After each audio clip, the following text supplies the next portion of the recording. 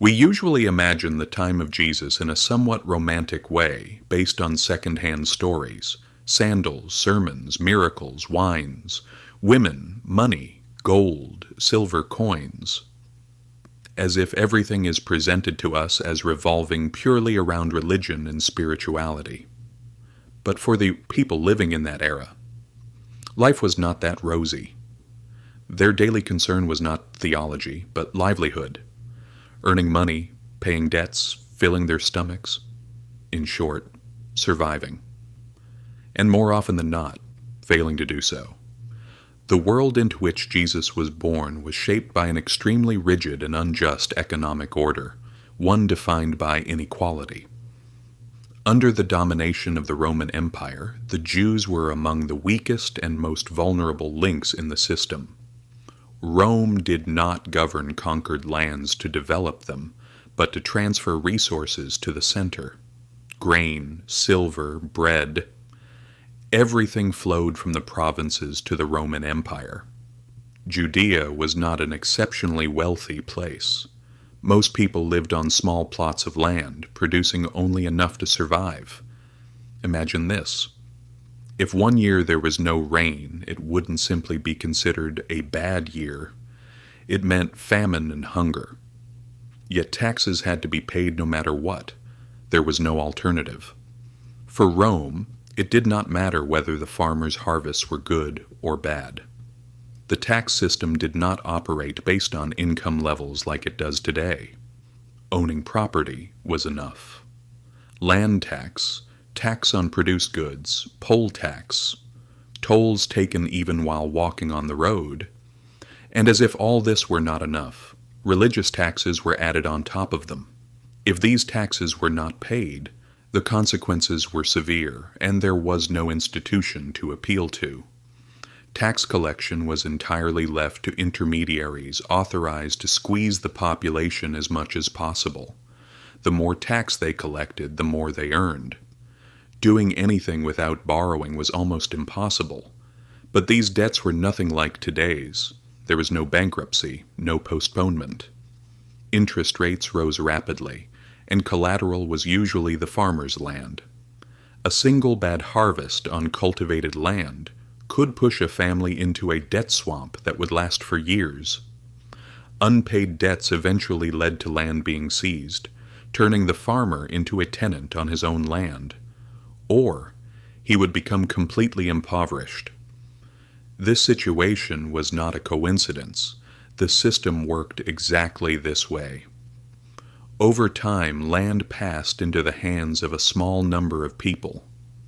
While elites connected to Rome and the temple administration grew richer, the majority became increasingly poorer.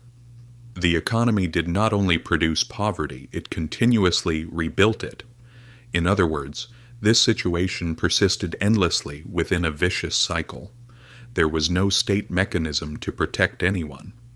There was no aid system for the unemployed or for farmers who lost their land.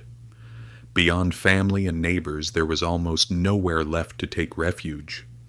And when everyone began to fall at the same time, suddenly, there was not even a branch left to hold on to. That is why people did not see their poverty as a personal flaw, because they had been conditioned to this order. Most people were aware that what happened to them was the result of a bad system. This created anger, resentment, unrest, and a sense of rebellion. Judea was not a calm place. Uprisings, banditry, and movements promising salvation from this order emerged frequently. These were not products of peace and prosperity, but entirely of desperation. In such conditions, when people, especially farmers, heard talk of debt forgiveness, justice, and freedom, they did not interpret it metaphorically. They saw it as an offer life was presenting to them. Forgiveness was not only spiritual relief, it also meant the cancellation of debt. The temple was also an important part of this story. Most of us think of the temple as merely a religious place, but in those times, the temple was also a major economic center. It functioned like the tax office of the era. It collected taxes, exchanged money, and controlled the sale of sacrificial animals. Even approaching God had a price, and that price was extremely heavy for people who were already struggling. The temple authorities were in harmony with Rome. In order to keep order intact, injustice was ignored. This caused deep discomfort among the people. They did not lose their faith in God, but they began to question the system. Jesus began speaking at exactly this point. He did not speak about abstract things, but about real human life. He spoke of debt, labor, and justice. Overturning the tables of the money changers in the temple was not merely a religious reaction, it was an act that struck at the heart of the system. Yes, at the very core of that order. It was an objection to the commodification of the sacred. This was dangerous for Rome and the temple authorities. Rome could tolerate teachers and craftsmen, but it could not tolerate the spread of ideas that would dismantle the order. The problem was not only what followed, as everyone knows, was harsh. Revolts, sieges, the destruction and burning of the temple. Rome won militarily. But it could not completely silence the questioning in people's minds. Jesus' true impact was not in overthrowing a system, but in changing how people understood the system. He said that debts were not destiny, that poverty was not a moral failure, and that power was not always right. History actually teaches us this. Systems do not collapse immediately simply because they are unjust. But when people stop believing the stories that legitimize and normalize that injustice, the cracks begin to grow. Jesus had lifted the veil from the eyes of farmers, people, in short, everyone. He showed that suffering, poverty, injustice, and unfairness were not merely individual problems, but the result of the system and governance. What he taught the people had led them to begin questioning the injustice imposed on them by those in power. He showed them a way out. He gave them hope. He spoke of the possibility of change in this unjust order, of building another world.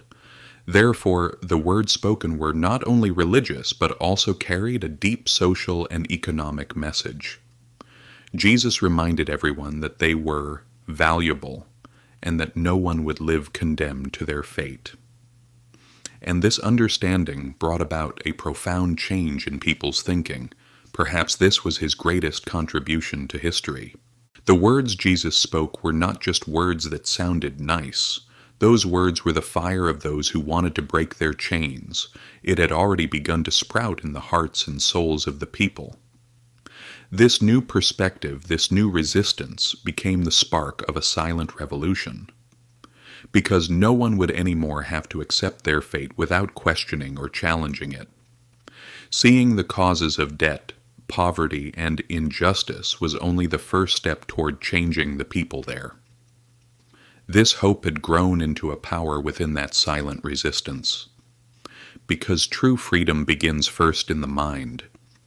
Jesus had already opened the doors, not only to individual salvation, but also to social change. What he taught began to shake the building blocks of the cruel system. People no longer just prayed. They believed that justice and equality were possible, and they would hold on to that belief. And this belief was turning into an assumption that would change the course of history.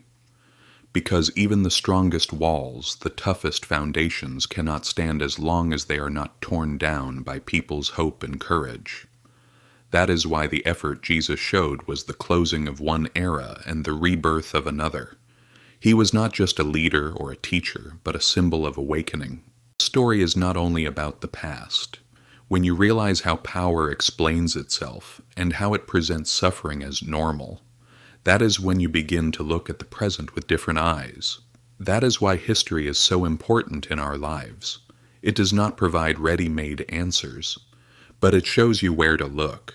It teaches you how to question.